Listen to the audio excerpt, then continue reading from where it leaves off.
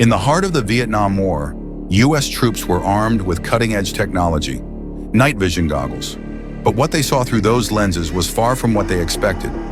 Imagine staring into the darkness and seeing figures that shouldn't be there. Ghostly soldiers, eerie shadows, and whispers carried on the wind. These were not hallucinations, but chilling encounters with the supernatural. In this video, we uncover the terrifying real-life stories of U.S. soldiers haunted by the spirits of the Vietnam jungle. What did they witness? What were these ghostly entities? And how did night vision goggles reveal a side of the war no one was prepared for? Stay tuned as we dive into the mystery of the haunted Vietnam night vision. In the thick, humid jungles of Vietnam, where the sunlight barely pierced the dense canopy of trees, the soldiers were not only fighting a war against the enemy, but also against the unseen forces that lurked in the darkness. The Vietnam War, a conflict marked by its own brutalities, also became a battle against something far more sinister. An intangible presence, a force of the past that seemed to haunt the soldiers at every turn. The U.S. soldiers who found themselves deep within the jungles of Vietnam had more to worry about than the Viet Cong. In the late 1960s, the U.S. Army introduced night vision goggles, devices meant to give soldiers the upper hand during night operations, allowing them to see in the darkness that enveloped the dense jungle. However, while the night vision goggles revealed hidden threats, they also unveiled something far more chilling: ghosts. The introduction of night vision goggles during the Vietnam War was met with a mix of anticipation and skepticism. The soldiers were told that the device would grant them an unparalleled advantage against the Viet Cong, whose tactics often involved night ambushes and attacks. These goggles, which cast everything in a red hue, allowed soldiers to see heat signatures through the thick blanket of jungle darkness. However, the red tint of the goggles, meant to enhance the clarity of the view, would soon reveal something far more unsettling. The first sightings were subtle at first, dismissed by the soldiers as fatigue or imagination. But as the weeks wore on, the figures began to grow more real, more tangible, and more terrifying. Sergeant David R. Anderson, a seasoned infantryman, was one of the first to notice the strange figures. On a quiet, humid night in the heart of the A Shau Valley, Anderson and his squad were on a routine patrol. They had just completed an ambush drill and were now making their way back to camp, the darkness of the jungle oppressive around them. Anderson adjusted his night vision goggles, scanning the trees. That's when he saw it, a silhouette standing motionless in the distance. A figure, tall and thin, dressed in ragged clothing, his face indistinct. But there was something wrong about it. The figure stood too still, too perfectly still, as though it was a part of the landscape. When Anderson pulled his goggles away from his eyes, the figure was gone, vanished into the inky blackness.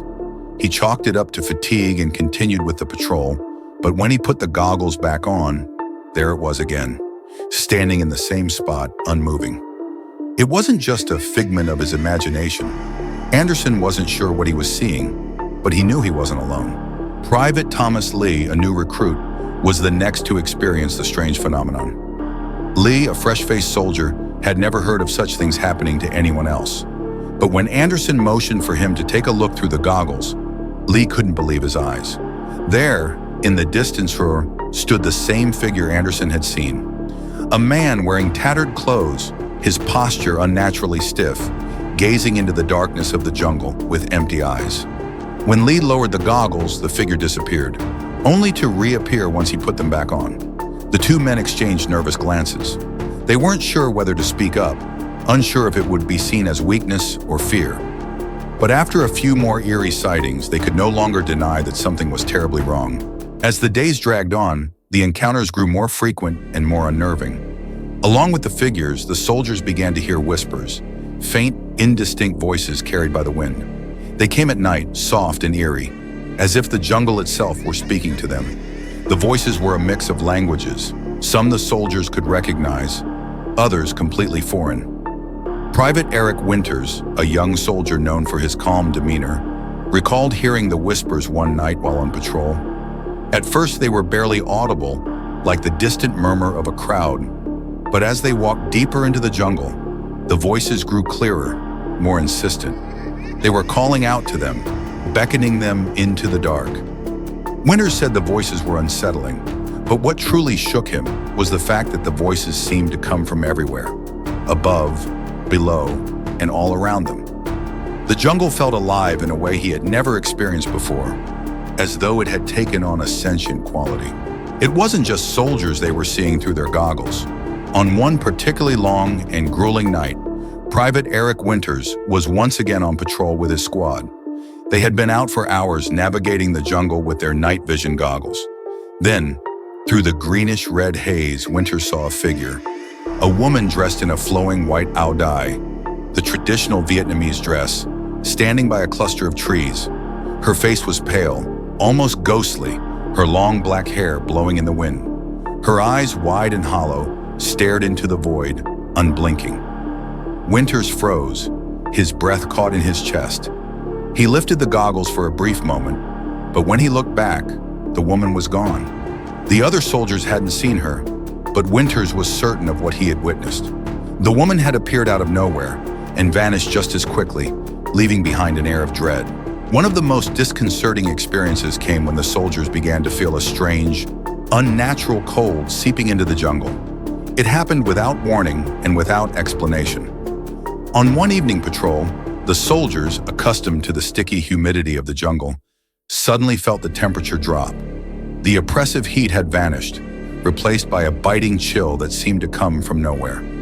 At first, they thought it was just the change in weather, but the cold didn't make sense.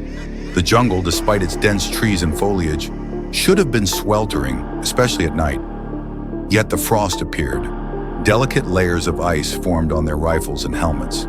Their breath became visible in the frigid air, like smoke in the night. The soldiers couldn't understand it. The night vision goggles, which should have been revealing the threat of the enemy, were instead highlighting the strange, unnatural nature of their surroundings. The shadows were deeper, the figures in the distance more unsettling. The frost was a warning, a sign that something beyond the natural world was watching them. One fateful night, the squad lost one of their own. Private Daniels, a quiet and reliable soldier, had gone to check the perimeter of their camp while the others slept. But when the rest of the squad awoke and Daniels didn't return, the fear of the jungle began to settle in. The team searched for hours using their night vision goggles to scan the jungle. They called out to him, but there was no answer. The only response was the eerie silence of the jungle, broken only by the rustling of leaves and the distant cry of an animal. They found his rifle abandoned, his helmet lying on the ground. But there was no sign of Daniels. The soldiers searched again and again, but Daniels was gone, vanishing without a trace. His disappearance marked a turning point for the squad, and no one spoke much about it afterward. As the days turned into weeks, the sightings continued. More and more soldiers reported seeing figures in the jungle, motionless, shadowy shapes standing just beyond their vision. They could make out their outlines in the red hue of the night vision goggles, but the details remained obscured, their faces blank, their bodies frozen in place. Each time the soldiers tried to approach, the figures would vanish, slipping away like smoke. These spectral soldiers were a reminder of something dark, something trapped in the jungle, a relic of the past that refused to let go. The squad's final encounter with the ghost came one fateful night when they stumbled upon a clearing in the jungle. The ground was unnaturally flat, the trees around it looming like silent sentinels. And in the center of the clearing, a group of soldiers stood, motionless, as if waiting. Their faces were pale and devoid of expression, their uniforms ragged and torn. The soldiers approached cautiously, their hearts pounding in their chests, their hands trembling. When they raised their night vision goggles, the figures disappeared, vanished into the air like phantoms. But as soon as the soldiers took off the goggles, the figures reappeared, standing in the same spot. The air grew heavy, the jungle silent. The ghosts were real, and they were trapped in time, caught in an eternal moment of waiting. To this day, the men who served in Vietnam carry the weight of what they experienced. They do not speak of it often, but when they do, they know that the red-tinted goggles revealed more than just the enemy. They revealed the ghosts, figures from the past, forever trapped in the jungle, waiting for the war to end. The Vietnam War may have ended, but for those who wore the night vision goggles, the ghosts never faded. They lingered in the darkness, forever haunting the soldiers who saw them.